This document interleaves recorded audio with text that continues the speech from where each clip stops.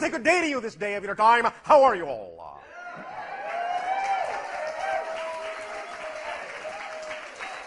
All right. We thank you for the opportunity once again to interact with each and every and all of you.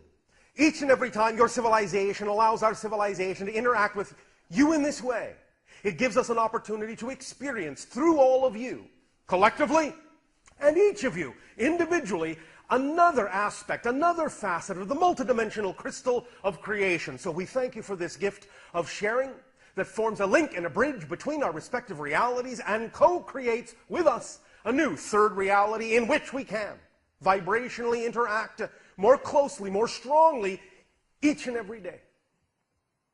To begin this transmission, we would like to recognize the idea that many of you have requested more information about the process of acceleration in your transformation. And so, we would like to address that subject with the title, Slipstream, to allow you to become much more superconductive, much more hyperconductive of the energy that you are, flowing through your being, flowing through your body, flowing through your consciousness, so that you can, as you say, gain a handle on how to allow this energy to serve you best in the most conscious way possible. What is acceleration of energy? What is the transformation? What is actually happening in the idea you call the transformation on your planet at this time? Well, thank you for asking. I will answer. The idea of transformation really is more awareness of more of yourself, more of who and what you actually are already.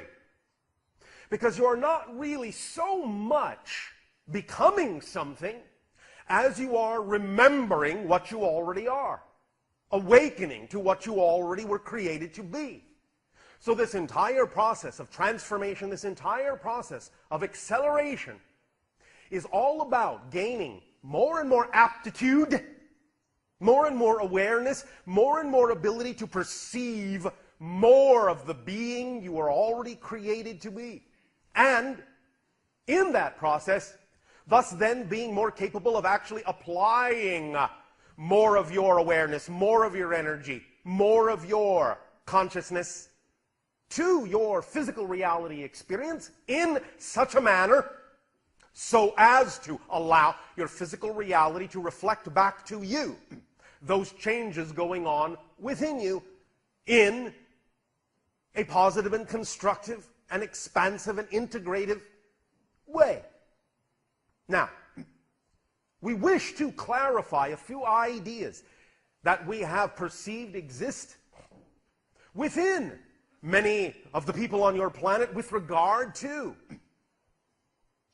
these ideas, with regard to these processes, with regard to, most specifically, the definitions that go with these processes. We have heard many of your people talk about the idea of wanting to learn how to shift, wanting to learn how to change.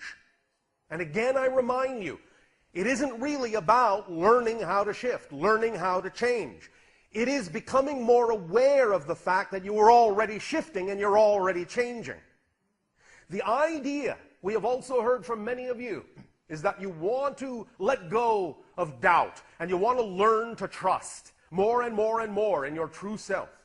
And again, I remind you, it isn't about learning how to trust. It is about learning what to trust in. Because the idea is that shifting, changing, trusting are all automatic functions of your existence. You cannot help but shift. You cannot help but change. You cannot help but trust. Oh, but Ɓashar, I have doubts. Yes, I know. But doubt is not a lack of trust. Doubt is a 100% trust in a definition that is out of alignment with your truth. There's a difference. You are never, ever, ever, ever, ever, ever, ever, not for a moment, not trusting something to be true. The question, therefore, is not how do I learn to trust? The question is, How do I allow myself to trust what I want to trust in instead of trusting what I don't prefer? That's the issue. You don't have to learn how to trust. You don't have to learn how to change. You don't have to learn how to shift. You do it automatically. It's built into you as a mechanism of creation because you are co-creators with all that is. So let go of the idea that this has to be difficult, that you have to learn something difficult, that you have to learn to do something you don't know how to do. You're already doing these things. You do them as absolutely automatically, so automatically, you don't even know you're doing them. That's the issue. So we remind you now that you know how to do all this changing and shifting and trusting. You do it all the time. What we will now work together with you on is examining the idea of having more conscious awareness of the fact that you're already shifting, and thus then you can apply your focus to shift in the way you prefer. You can apply your focus to change in the way you prefer. You can apply your focus to trust what you wish to trust in, what you prefer to trust in.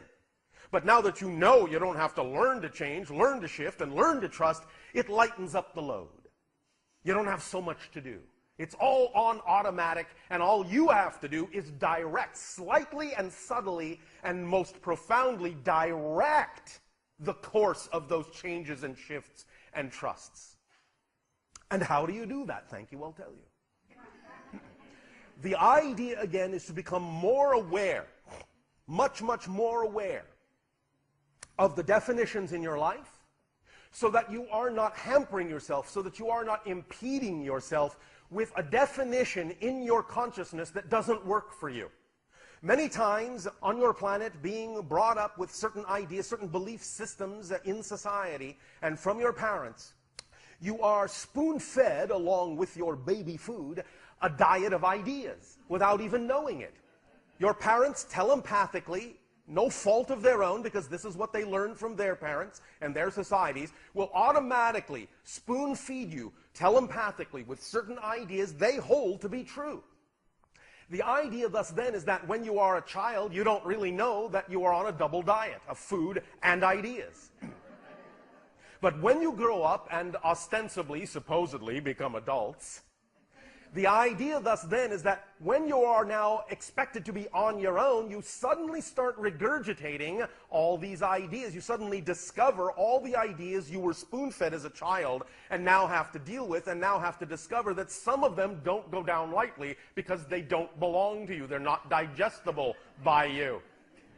They are ideas that may or may not have worked for your parents or other members of your society, but by being generally spoon-fed this entire array of ideas, you will now be expected, in a sense, as an adult, to figure out which one of these ideas works and which you wish to continue to incorporate in your being, and what ideas do not work for you and which you are willing to let go of. But first you have to find out what they are, because these ideas were spoon-fed to you at a level and at an age where they are primarily unconscious within you.